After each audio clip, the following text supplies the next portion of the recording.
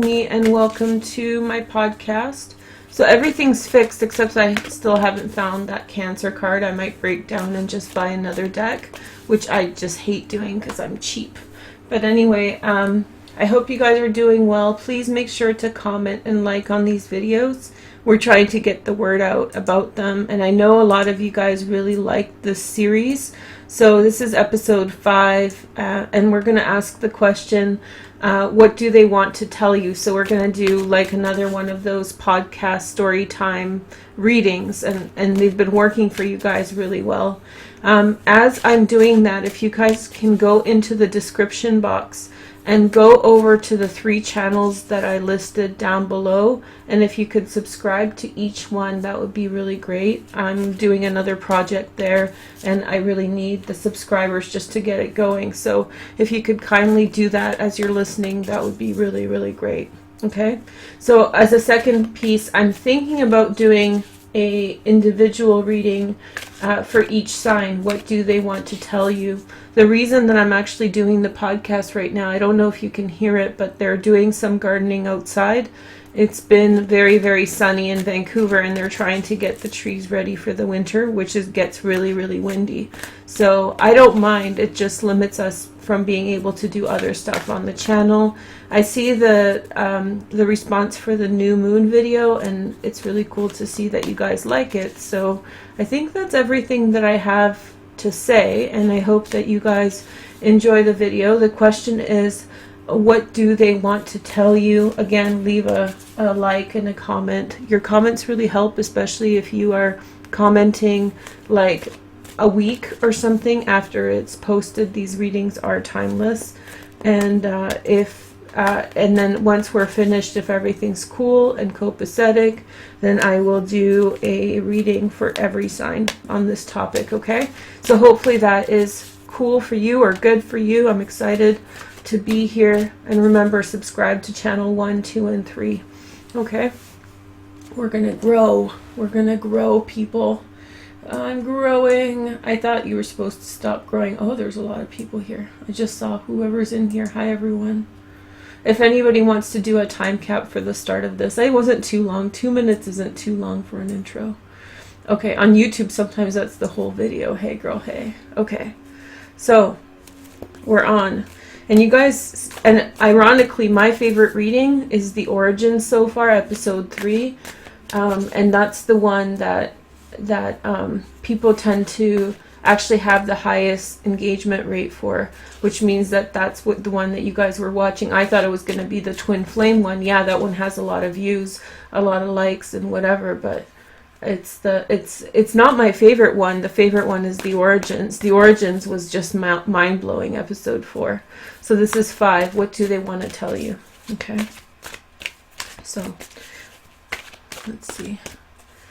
Okay, so the first card is the Judgment. You know, in these videos I don't really mention the cards, but the first card is the Judgment. So I feel as though you're very, very much facing a big decision has been made with regard to you, and I feel as though this is an accumulation of karma from the past, an accumulation of karma and energy that has kind of built up until now, and now it's here. It is what it is. You know, you've come here, now enjoy. I think that there's maybe some different types of ways of looking at the situation. There could be different types of ways to understand circumstances. The person you're dealing with, or the person you're thinking about, has in general had a very static way of dealing with things. It's like, you know, maybe they had military parents or engineer parents. My mom's an engineer, but my mom's a weird engineer. She's very kind of creative. Well, not that engineers are not creative, but the point is that, how do you say it? You know, so in Myers-Briggs, it would be the S type of personality, you know, very, very just perceptive, face value kind of things. But there's progress that's being made, you know. The intuitive component is that the progress that you are seeing is not exactly what you were going after in this situation. I feel like there was things that were Now I'm getting into it. Good. Okay, so hold on. Let me shift around. I'm literally in a closet. Okay. Okay. So I'm not that kind of closet. ladies, I'm not available. I'm just kidding. So I feel as though let's get back into the reading, and it's kind of exciting. So the energy that I'm picking up on is the fact that maybe some of the decision. The decision is that somebody is coming out of their own way. The way that they've thought of the world, they thought of life, was heavily influenced by the quality of like living in a very narrow set of rules about what's right and what's not right, you know. And I feel as though there is physical attraction there. There is actually a lot of physical attraction and a lot of just kind of trying to build together in the same direction, and the emotions keep on coming up with new beginnings, new emotions over and over and over again.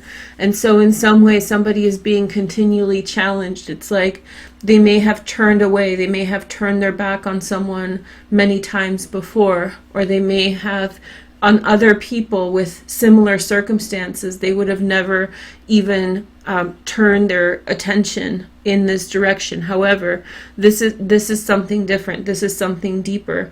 It's that energy that comes through. The channeled message is the energy that you come through into this situation, and it's unwavering. Wow, so many messages. Okay, sit down now. Now I'm going to give it to you. Okay, so make sure to like and comment for this one. This is going to be big. Okay, so there's this energy center, and it's been with me for 2 days, and I just plugged in. So fantastic. Okay, here we go. So you are in some way. Hold on, I just forgot. My memory gets shot when I get really plugged in. Okay, so the energy center is that no matter what kind of trials and tribulations you have been facing, things you have lost people for before, this love is unwavering. This love is not actually shifting away from you, but you have been socialized and you have been taught by society that you shouldn't do this and that, because that will phase people out of your life, that will make people uninterested. But in this situation, it's different. And I don't really stand against, just as a little caveat, I don't think you should be picking on your partner or, testing their love, that kind of thing. I think it's bullshit. But naturally, things evolved, situations happened where you did things that you may have lost the attention of someone or something.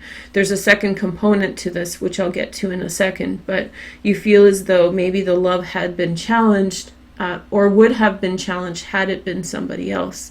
But I feel as though in this situation, it just keeps on growing. And the reason for this is that the universe keeps on providing flow into the situation. So even if that person is in some way turning their attention away, they're still very attentive towards you. They keep on coming right back around, because the loop or the connection between you and this person is so tight that in some way it keeps on being brought back right in front of you.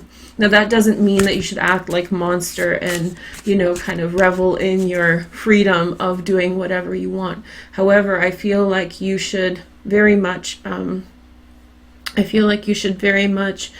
find comfort and get into your abdomen, get into your torso. That came up in a previous reading, like episode 3 or something, where you just sit there and you just know that it's coming to you from that individual, that's coming from that person.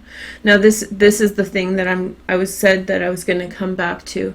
In this situation, like many others, there have been energies that have preyed on this interaction, either family or friends or other women, mostly other women or other men, who in some way try to energetically get involved, which really happens when people have a connection. If they're not isolated, when they're in the group, there tends to be a lot of competition. And it's not necessarily that the people involved are so desireful.